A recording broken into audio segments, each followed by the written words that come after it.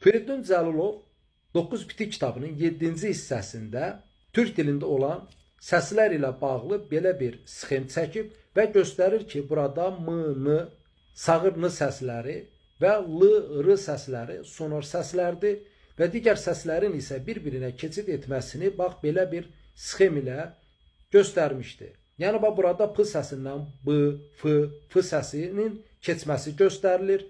Eyni ilə b, t, z, s səslərinin bir-birinə necə keçməsi və laxır göstərilmişdir. Eyni ilə Firidun Cəlilov saytlərin də bir-birinə necə keçməsi ilə bağlı bir sxem göstərmişdir. Lakin 7-ci Biti kitabı daha nəşr olunmamışdı. Mən bunu Firidun bəy ilə üz-üzə görüşdükdə onun kitabından götürmüşəm.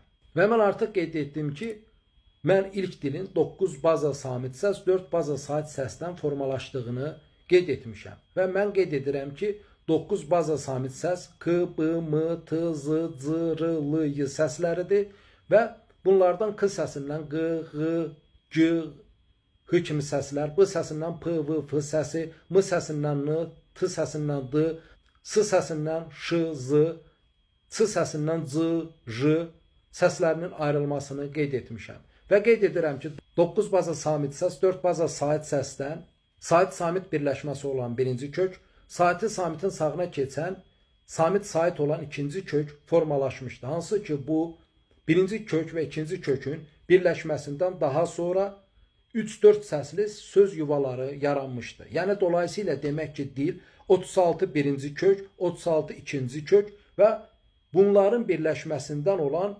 3-4 səsli söz yuvaları ilə daha sonra bizim bildiyimiz dil ailələrini yaradacaq sözlərin lüğət bazası formalaşacaqdır. Və mən Firidun Cəlilovun göstərdiyi səslərin keçidi, qrafikini bu formada yeniləyərək 9 baza samit səsi qırmızı rəng ilə göstərmişəm və bu səslərin bir-birinə keçidini də göstərmişəm. Firidun Cəlilov artıq qeyd etdiyim kimi burada sonor samitləri göstərməyərək türk dilində səslərin necə keçməsini bu formada göstərmişdi.